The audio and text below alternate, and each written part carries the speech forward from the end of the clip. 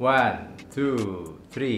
Oke guys, welcome back to my channel bersama dengan saya Rudi Suryajaya. Dan hari ini kita akan berbicara panjang lebar mengenai Brazilian Jiu-Jitsu, bela diri, dan hal yang berhubungan dengan itu. Dan salah satu hal yang sering kali ditanyakan kepada saya, dan baru-baru ini juga ada yang menanyakan kepada saya, kok nggak coba buat seminar tentang BJJ, seminar tentang bela diri, atau bagaimana? Nah, ini satu hal yang unik sebetulnya, dan terutama yang banyak menanyakan mengenai hal-hal seperti ini, terutama adalah cewek terutama. Oke, banyak yang berpikir bahwa kalau saya takut dengan suatu kondisi, saat ini kondisi mungkin dianggap agak kurang aman atau bagaimana, lebih baik saya ikut sebuah seminar bela diri, atau seminar BJJ, atau seminar bela diri apapun itu. Dan ini fenomena yang menarik karena seminar tentang bela diri itu saat ini menjadi salah satu topik seminar yang cukup banyak dibuat di Indonesia ini, terutama di luar negeri juga banyak sekali. Tetapi kalau saya ditanya apakah kok nggak mau buat satu seminar tentang BJJ untuk bela diri, untuk wanita, untuk umum juga, jawaban saya adalah saya nggak terlalu tertarik untuk membuat seminar seperti itu. Why? Begini. Buat saya, sepanjang saya mengajar di kelas Brazilian Jiu-Jitsu dari tahun 2016 sampai saat ini, untuk mempelajari satu teknik skill yang let's say nggak terlalu sulit, kita ngomong satu teknik escape dari mount. Saat Anda diduduki di mount, di bawah ada orang yang mount, duduk di atas badan Anda, mencoba cekik Anda atau mencoba pukul. Untuk kita escape dari posisi itu membutuhkan latihan yang cukup panjang. Which is, mungkin orang yang Anda ikut di kelas saya atau ikut Anda di kelas Brazilian Jiu-Jitsu manapun, itu adalah satu teknik pertama yang Anda pelajari, escape dari posisi di mount oleh orang. Orang itu bisa cuma duduk, orang itu bisa mencekik, orang itu bisa memukul. Itu posisi paling basic escape yang Anda pelajari. Dan untuk Anda bisa melakukan hal itu dengan baik, takes time, it takes a lot of time. Dan seminggu nggak bisa, 2 minggu masih sulit, 3 minggu, sebulan mungkin baru mulai, oke, aku mulai bisa lancar, mulai bisa enak escape-nya. Itu pun kalau pada waktu posisi sparring, terkadang masih tetap sulit untuk Anda bisa escape. Itu baru kita bicara satu posisi. Nah, saya ditanya kepada orang, kalau Anda membuat satu seminar, Anda ikut satu seminar, ada beberapa teknik yang diajarkan, ya kan? Kalau satu seminar cuma satu teknik, seminarnya tidak laku. Biasanya dikatakan adalah kita belajar bagaimana membela diri. Pertanyaannya, kalau Anda diajari beberapa teknik pada saat itu, apakah Anda bisa menangkap semuanya di kepala Anda? Itu pertanyaan pertama loh ya. Nangkep bisa nggak? Nangkep. Itu baru sekedar informasi. Contoh, kalau Anda di mount tadi misalkan, bagaimana caranya Anda escape dari posisi mount, Anda melakukan upah, kemudian Anda berdiri, technical stand up, kemudian Anda lari misalkan. Takes time untuk Anda bisa melakukan hal itu baru satu.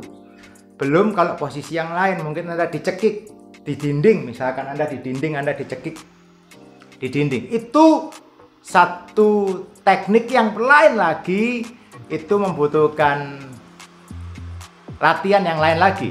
Jadi yang Anda pelajari pada waktu itu adalah baru sekedar Anda tahu di kepala Anda, dan itu akan sangat berbeda langit bumi dengan Anda bisa melakukan. Anda tahu bagaimana caranya saya escape dari posisi mount, saya tahu caranya. Oh, saya harus pegang tangannya, saya harus melakukan upah, kemudian saya rolling ke samping, kemudian saya berdiri, baru saya lari, atau saya melakukan teknik yang lain. Tapi itu bukan berarti Anda bisa. Itu yang pertama. Jadi semua yang Anda terima itu baru bersifat informasi, informatif. Kalau informatif tidak berarti Anda bisa aplikasi. Sangat berbeda dengan Anda aplikasi. Nah, sedangkan kalau Anda ikut seminar dalam tempo cuma 2 jam, kemudian Anda mendapatkan sebuah sertifikat, please ini sertifikat Anda. Yang terjadi terkadang adalah yang timbul yang namanya apa? False sense of security. Oke? Anda merasa punya rasa aman. Oh, saya sudah pernah ikut seminar bela diri. Saya tahu bagaimana kalau dipukul saya tangkis. Kalau saya melakukan apa atau apa. Anda punya false sense of security. Anda merasa bahwa saya punya kemampuan. Anda kerasanya, oh saya bisa ini, bisa itu. Tetapi sekali lagi itu menurut saya loh ya, menurut saya belum tentu betul. Menurut saya apa yang Anda pelajari dalam tempo 2 jam, 3 jam itu baru bersifat informasi. Anda ingat saat ini Anda tahu bagaimana caranya, tetapi tidak berarti Anda bisa untuk melakukan. Why? Karena untuk Anda bisa melakukannya, Anda perlu latihan yang berulang-ulang. Anda melakukan A, B, C itu Anda lakukan berulang-ulang dalam tempo waktu yang cukup lama sampai itu terjadi yang namanya muscle memory. Saat Anda bisa melakukan itu tanpa sadar, tanpa berpikir panjang, Anda jalankan ini, Anda escape. Basic sekali. Escape dari posisi mount, belum posisi-posisi yang lain. Oke.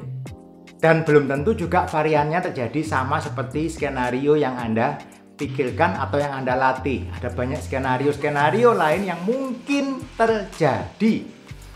Nah, lalu bagaimana seharusnya? Menurut saya pribadi, dan saya yakin banyak juga para pengajar bela diri yang saat ini mendengarkan, adalah semua itu harus dilatih berulang-ulang dalam tempo waktu yang cukup lama di kelas bela diri yang proper. Di kelas bela diri yang benar, Anda ikut, Anda berlatih berulang-ulang, baru Anda akan mulai mengerti.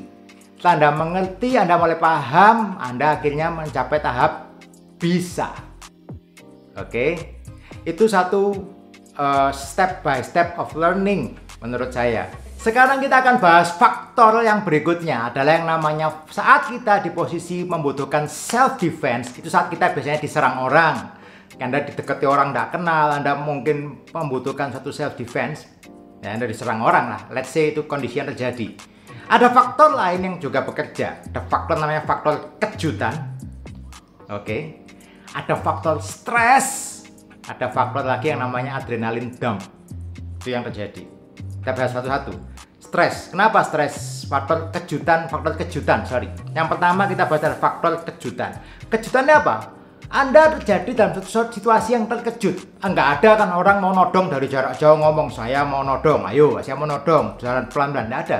Anda dikejutkan orang tiba-tiba datang di belakang Anda, atau Anda di-grab dari belakang, atau something, Anda diserang. Satu kondisi Anda mengalami satu serangan, itu adalah satu kondisi yang kejutan. Satu kondisi yang kejutan itu membuat apa? Anda akan merasakan, pertama Anda merasakan apa? Stres. Saya diserang orang, Anda fear yang bisa terjadi, takut, Anda tegang. Saat Anda stres dan saat posisi terkejut itu yang terjadi biasanya apa? Anda stuck. Itu yang terjadi biasanya. Orang biasanya terjadi pada saat diserang itu apa? Diem, bingung, nggak tahu mau ngapain. Ya udah akhirnya ya nggak tahu dirampok atau terjadi sesuatu yang lain. Misalkan let's say itu terjadi. Tapi itu yang terjadi. Dan satu faktornya adalah yang namanya adrenalin dump itu tadi. Adrenalin atau total naik sup. Dan saat itu Anda bingung, Anda mau ngapain, Anda tidak bisa ngapa-ngapain. Karena Anda tidak terbiasa menghadapi yang namanya adrenalin yang tiba-tiba meninggi. Melonjak adrenalin, duk, jantungnya deg-degan, udah lupa semua. Itu yang terjadi, Anda lupa semua yang pernah Anda pelajari. Kalau itu baru sebatas informasi. Akan lain ceritanya kalau itu sudah Anda latih ratusan kali, Anda latih, Anda menangkis, Anda tangkis pukul, atau Anda escape dari mount, atau banting orang, itu Anda sudah lakukan itu ratusan kali. Itu sudah bukan tahap informasi lagi, itu sudah pada tahapan Anda bisa aplikasi teknik yang Anda punya secara natural, secara Anda tidak perlu berpikir, otomatis Anda bisa melakukan teknik itu pada saat Anda membutuhkan teknik itu. Itu yang kalau istilah kita bilang itu namanya muscle memory. Anda melakukan itu secara by muscle instinct, muscle memory aja. Anda tidak perlu pikir, Anda tahu langsung, loh kok saya bisa banting orang ya. Kenapa? Karena itu sudah terinstall di dalam badan Anda sudah lakukan itu ratusan, mungkin ribuan kali Anda lakukan tanpa berpikir pun Anda bisa. Sama seperti Anda belajar nyetir mobil atau naik sepeda motor. Tahapan pertama yang Anda lakukan, Anda ingat semua step by stepnya, oke? injak koplingnya, pindahkan giginya pelan-pelan, terus koplingnya dilepas pelan-pelan, injak gasnya, itu yang Anda lakukan step by step, dan itu pun mati-mati mesinnya. Tapi setelah Anda melakukan itu sekian bulan Anda lakukan, Anda sambil ngobrol, dengerin musik, sambil makan kacang pun Anda bisa nyetil dengan baik. Oke, bahkan kadang sambil telepon pun Anda nyetil juga fine, semuanya everything's okay. Nah, itu muscle memory.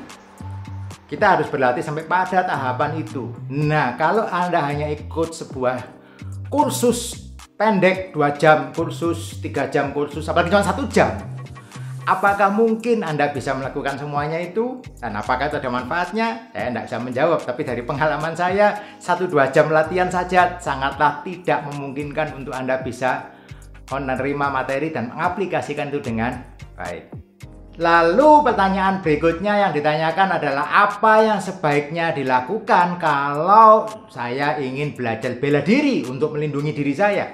Jawaban saya, the best option you can have adalah Anda cari tempat latihan bela diri terdekat dengan tempat Anda yang sesuai dengan apa yang Anda butuhkan. Anda coba cek, Anda ikut di kelas trialnya kalau ada, atau Anda ikuti kelasnya, Anda belajar di sana. Jadi Anda harus belajar di sana. Nggak ada ceritanya Anda mempelajari satu teknik bela diri hanya dengan melihat video, dengan hanya Anda melakukan itu sama 1 jam, Anda ikut kursus singkat, itu that's plain impossible. Oke, bahkan untuk teknik yang tersimpel pun saat Anda harus melepaskan pergelangan tangan Anda dipegang orang, Anda ditarik orang, cewek terjadi kan, seringkali cewek-cewek terjadi, ditarik orang, grab. Itu pun untuk melepaskan melepaskan itu membutuhkan waktu. Untuk Anda bisa belajar melakukan dengan benar, melakukan angle yang benar untuk Anda bisa lepaskan pergelangan tangan Anda yang dipegang ini. Itu kalau pegangannya dari atas. Kalau Anda pegangannya dibalik, misalkan ini pun sudah membutuhkan cara lepas yang berbeda. That's so simple. Itu hal yang paling kecil pun hanya cuma pegang tangan dari sini atau pegang tangan dari sini. Itu sudah 2 hal yang berbeda dan dengan teknik yang berbeda. Saya yakin di semua bela diri ada cara melepaskan genggaman di pergelangan tangan ini.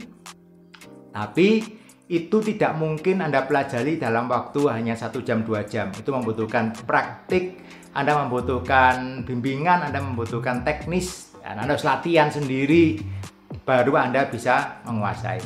Oke guys, itu penjelasan saya. Semoga bermanfaat buat Anda yang mendengarkan. Kalau Anda suka dengan apa yang saya sampaikan, please klik like dan subscribe di bawah. Ada banyak bahasan-bahasan mengenai Brazilian Jiu-Jitsu, bela diri, dan hal yang berhubungan dengan itu semua di channel ini. Oke, keep on training and see you on the mat. Terus. Dan kalau Anda suka dengan apa yang saya sampaikan di channel ini, jangan lupa klik like dan subscribe di bawah supaya Anda tahu kalau saya ada video-video yang lebih baru lagi. Dan bagi Anda yang baru pertama kali bergabung, cek di bawah di library saya ada ratusan video mengenai teknik-teknik BJJ, mengenai psikologi, mengenai latihan beban dan hal-hal lain yang berhubungan dengan bela diri. Check it out. Oke guys. Good.